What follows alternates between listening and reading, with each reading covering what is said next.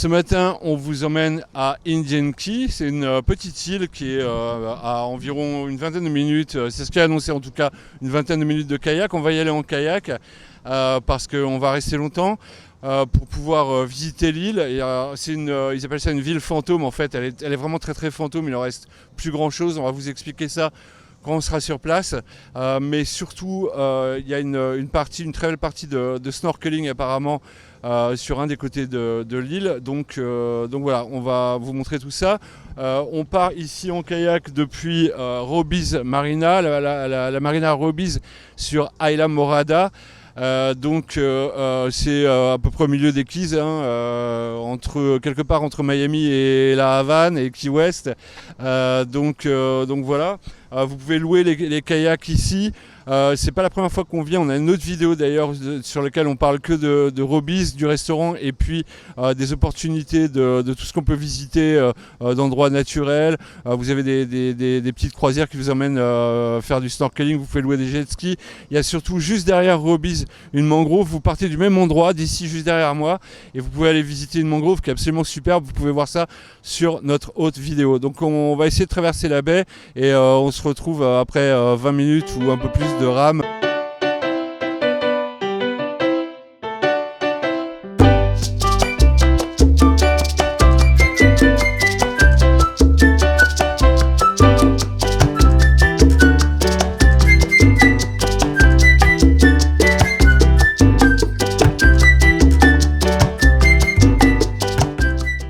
Donc il faut bien compter une vingtaine de minutes pour traverser, ça paraît plus loin en fait, mais bon ça se fait assez bien. Bon, on est quand même au mois d'août et il fait super chaud. Par contre, on sait quand même, pour aller en ligne droite, il vaut mieux le faire à marée haute parce qu'on est sur des bancs d'herbe et il y a vraiment très très peu de profondeur. J'imagine que quand on va rentrer en sens inverse, on va être obligé de faire un petit détour et d'aller un petit peu moins en ligne droite. Dès qu'on arrive ici, donc il y a une petite crique qui est réservée au kayak. C'est absolument magnifique. Rien qu'ici, les fonds sont super transparents avec des éponges énormes partout, des poissons déjà de bonne taille. On n'a pas besoin de mettre la tête dans l'eau pour les voir. C'est vraiment chouette déjà rien qu'en arrivant.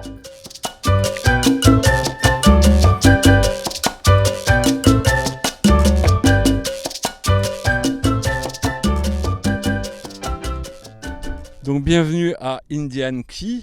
Alors ici on est sur la seule tour d'observation, mais quelle tour d'observation hein. Partout où vous regardez c'est beau, les couleurs de la mer c'est incroyable, et surtout à mesure que ça baisse, ça prend des teintes laiteuses dans le vert, le bleu en fait. À chaque point cardinal où vous regardez, c'est jamais la même couleur, donc c'est vraiment très très étonnant.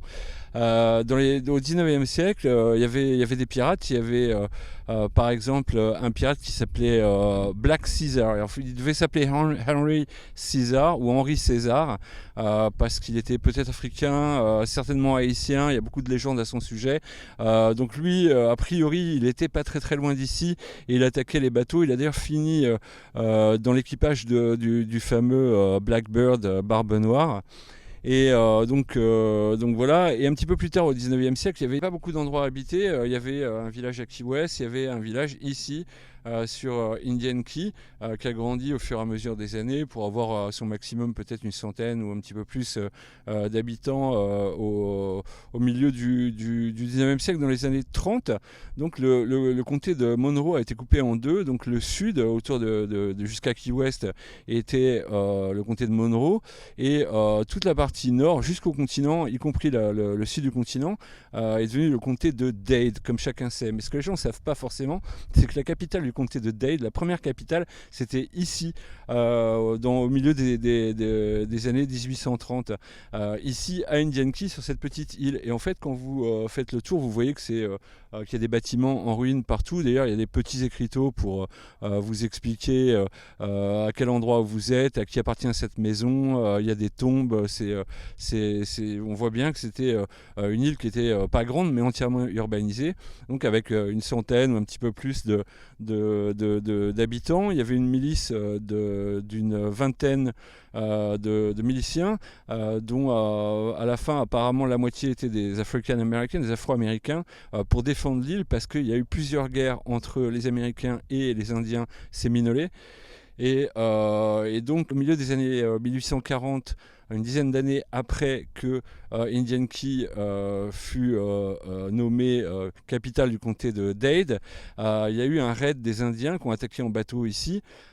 Et qui ont réussi à faire fuir tous les habitants. Apparemment, ils en ont tué une bonne douzaine, et une centaine d'autres habitants ont fui dans les bateaux. Mais les Indiens ont pillé tout ce qu'ils pouvaient et tout brûlé. Donc c'était la guerre, hein, c'est comme ça. Donc c'était à peu près la fin de Indian Key. Enfin, en tout cas, la fin en tant que capitale du comté de Dade. Quelques années après ce pillage, c'est donc Miami qui est devenue la capitale du comté de Dade. Donc après il y a eu quelques habitants encore sur Indian Key, mais c'est rapidement arrêté. Et puis avec l'aide des ouragans, vous savez, tous les 10 ans ou 20 ans, il y a un ouragan puissant qui arrive et qui est venu en finir avec ce qui restait des habitations sur Indian Key.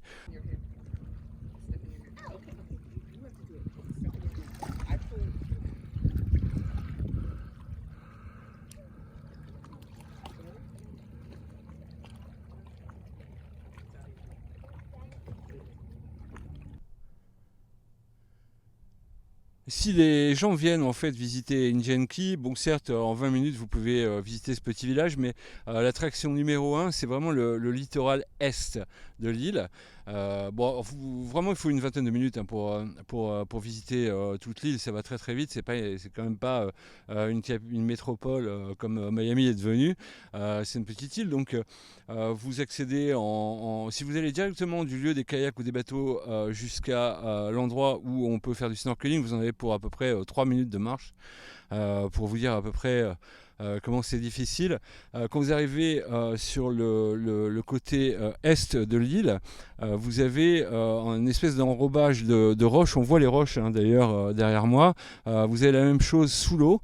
Et donc en fait vous avez les poissons qui viennent virevolter là-dedans, et ça vous fait des passages sous-marins assez jolis à observer et à filmer, photographier si vous avez du matériel. Il y a vraiment beaucoup de poissons. Bon, c'est pas comme la grande barrière de Key Largo, hein, où vous avez les tortues, des millions de poissons de toutes sortes et toutes tailles, c'est beaucoup plus modeste.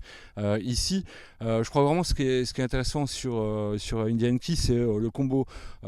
C'est pas fait pour le tourisme international, vous venez pas de France pour visiter Indian Key, vous allez à Peña-Kemp à Key Largo, mais ici, en revanche, ce qui est sympathique, c'est de pouvoir avoir le kayak dans la mer absolument magnifique, le petit tour sur l'île avec la Ghost City, et puis le snorkeling ici, qui est quand même pas nul du tout.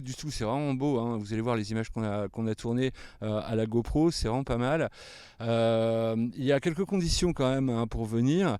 Il faut qu'il fasse beau évidemment. La visibilité marine aussi est importante, donc la vitesse du vent, il vaut mieux que vous alliez sur internet quand même regarder tout ça pour être certain. Calculez bien en fonction de la marée. Quand c'est marée basse, vous voyez quasiment plus rien des poissons dont je viens de parler. En fait, l'idéal, c'est de venir le matin comme on a fait, parce que en plus le soleil se lève à l'est, comme chacun sait, et donc il éclaire les fonds sous-marins sous les roches en question. Donc c'est vraiment le meilleur moment quand les conditions sont comme ça. C'est souvent le cas. La mer était totalement plate ce matin, et puis à mesure qu'elle baisse, elle prend ses couleurs hallucinantes. Donc c'est vraiment très très bien. Il y a des conches de partout. Évidemment, il ne faut pas détruire la nature, il faut tout laisser sur place. Mais c'est quand même une belle destination. Je ne sais pas du domaine du tourisme international, mais par contre, si vous restez une semaine à Isla Morada, il faut absolument venir ici. Ou bien si vous résidez ou snowbirdez à Miami ou dans les environs du comté de Broward, vous pouvez venir passer une journée à Robbie's ici et faire ce tour ici de l'île. Encore une fois, 20 minutes aller, 20 minutes retour. C'est vraiment sympathique. J'espère que ça vous a plu. N'oubliez pas de mettre des pouces bleus sur nos vidéos et de vous y abonner, comme ça vous serez alerté des prochaines vidéos. Merci beaucoup et à bientôt. That's a lot. Super cool, guys. Hey, is that what it...